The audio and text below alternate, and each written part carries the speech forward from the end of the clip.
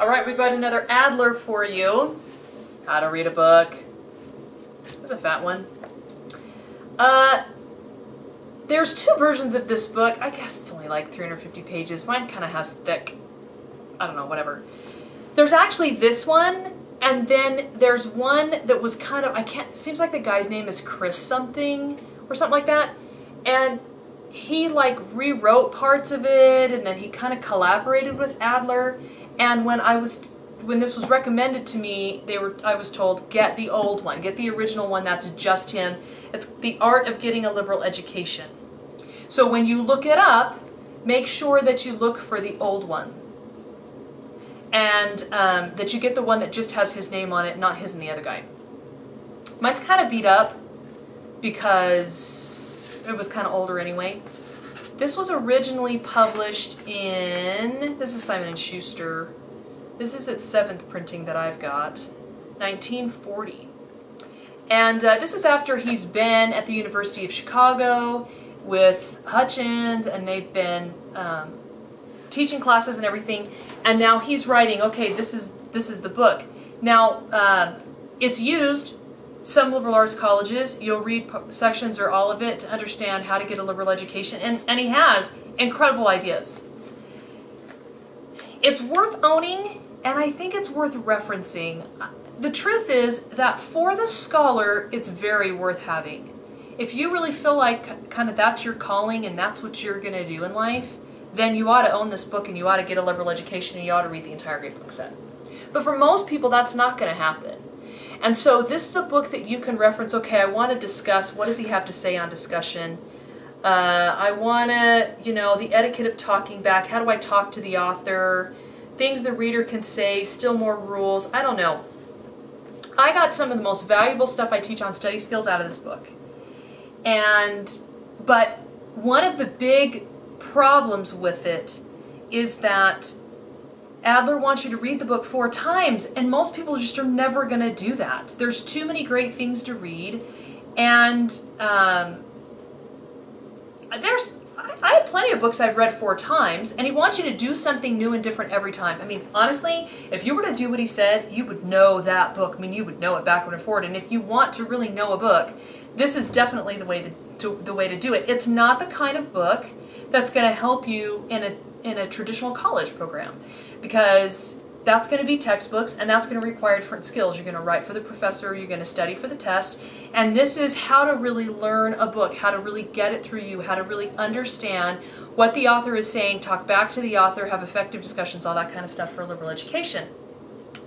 And he is assuming you have lots of time and you're going to go through the book 4 times. But I learned about types of questions from him in this book.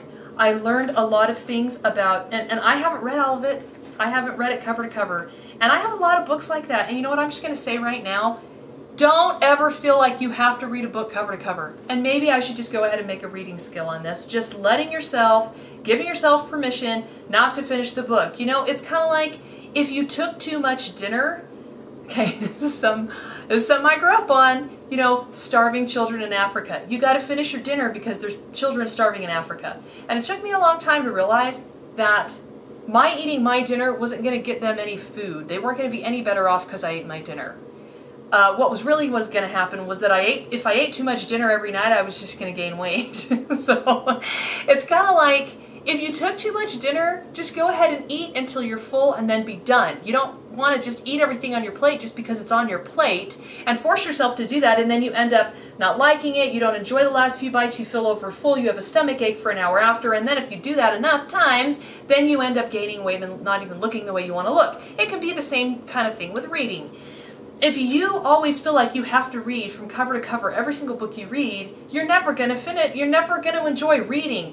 What we want to do is we want to be lifelong learners and we want to enjoy reading. And Adler's talking about a very specific type of education, and he has fabulous tools and fabulous information. But for most of us, most of the time, it's over the top and it's too much. And so don't feel like you even have to read all of how to read a book.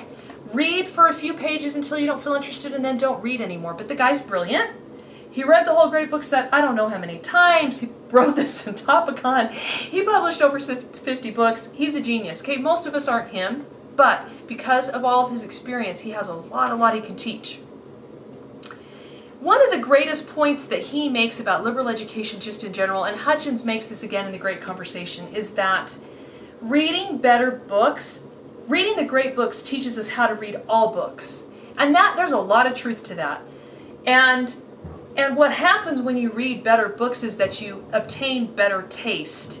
It's just like if you only ever really listen to horrible music or you only ever eat fast food. You don't develop a taste for finer foods or finer music or finer art. And so you have to be exposed to it and spend time in the really good stuff so that when there's mediocre stuff, you know it's mediocre. And it's not great. Because here's why. Here's the cool thing about it. Because when we talk to the greatest thinkers and writers by reading their stuff, it develops and enhances our mental capacities. Just like, I don't know how many times I've quoted this, when Adler says, when you never read anything over your head, you condemn your head to its present low altitude. Now that's from Reforming Education. That's from a different article that he wrote. It's not in this book. But he makes a brilliant point, and that is, I want to be a better person. I ought to engage with better minds. And that's what he's trying to have me do in How to Read a Book. He's trying to encourage me to spend time in better books so that I can think better, I can think more clearly, I can be more concise, I can have more impact, I can think through and solve my own problems. It's like when Einstein said, we can't, how did he say it? We can't solve the current problems, we can't solve the problems that we face at the current level of thinking we were at when we can't solve our current problems at the level of thinking we were at when we created them. In other words, if you want to solve a problem, you better start thinking better. Well, that's one of the greatest benefits of education, right? Like, you just want to, becoming a better person is one of the greatest joys in life. Overcoming, I hated getting up in the morning, and I get up in the morning now, and I feel incredible about myself, and I've overcome myself, and I've mastered myself in another way, and there's nothing like it. So that's what we want to do, and that's what lifelong learning is about, and that's what How to Read a Book is about. I know I really kind of got off on a tangent today, but I want you to buy this book, and I want you to have it as a resource, and I want you to not feel like you have to read the whole thing, but I want you to use it when you need to use it, and I want you to use it in conjunction with the reading skills that we have posted on this blog, and the other books on reading and learning that we post, so that you can be the best you can be. Now, there's a couple quotes before I quit. That one in particular, this one of my very favorite quotes ever, that actually comes from the preface of this book. When you get this book, because I know you will, because you should, part 1 is the activity of reading, and he's got a little preface that's really short. Read that preface. Read it more than once. It's absolutely beautiful. And then read some of this first stuff, the reading of reading. Talks about different types of reading, but especially to the average reader. That's really a good little intro. And then some of this first stuff in the first part of the book I've really enjoyed. I have markings throughout. I've got some pages folded down and some pages circled and all this kind of stuff. But I'm just going to read you my very favorite quote from this book and one of my favorite quotes of all time. He says, he's explaining his book here in this preface. He says, I've written a book about reading. I want to persuade you that reading is a substantial part of the life of reason.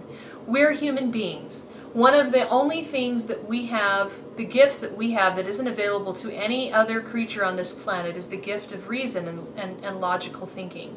And reading is a big part of that, and it develops our ability to do that. He says, in the first part of this book, I've discussed the role of reading in relation to learning and thinking, both in school and out. In the second part, I've tried to outline the steps one must take in learning how to read. And it's really true. Knowing what the words mean on the page is actually not the ability to read. And what he's trying to do is help you understand that all your life you can get better and better at reading. One of the things one of my friends told me recently that was really fascinating, she had done some research online. I don't remember how she came across this, but she was saying that, and I think I mentioned this in another post somewhere, she said that human beings read at least an hour a day. Almost everyone that's literate reads for at least an hour a day, but they never get any better at reading. But almost anything else that you do for an hour a day, you get better at. So we have to actually implement new skills, read things that are more difficult for us if we're going to get better at it. But then, here's the part that I love. There is a third part. It is the most important. And this is the third part of the book, and maybe for that reason, from his perspective, you ought to go right to the third part of the book and just read that. In a democracy, we must discharge the responsibilities of free men.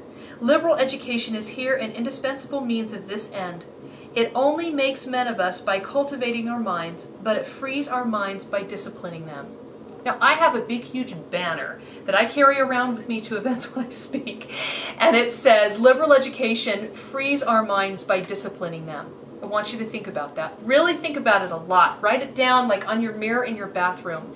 Liberal education, the right kind of education, lifelong learning, reading great stuff, frees our minds by disciplining them, and it has to do, for me, with what Ten Boom Institute is all about, with the truth shall make you free, and what freedom means, and how discipline is connected to freedom. It's profound, it's life-changing, it's incredible. So I want you to ponder that. And then he goes on, and this is my other very favorite quote from this book. This is, in short, a book about reading in relation to life, liberty, and the pursuit of happiness. Watch Education and the Pursuit of Happiness to understand better what that means. I said it was a light book. I meant that it was much easier than the great and good books you must learn to read. I hope you find it so and more. I hope you find it so and more that as you learn to read, the heavier reading you once put aside will cease to be burdensome. You will enjoy learning, and all books will become light in proportion as you find light in them. Absolutely love it. So beautiful. That as you read difficult things, they will become light to you because you will find light in them.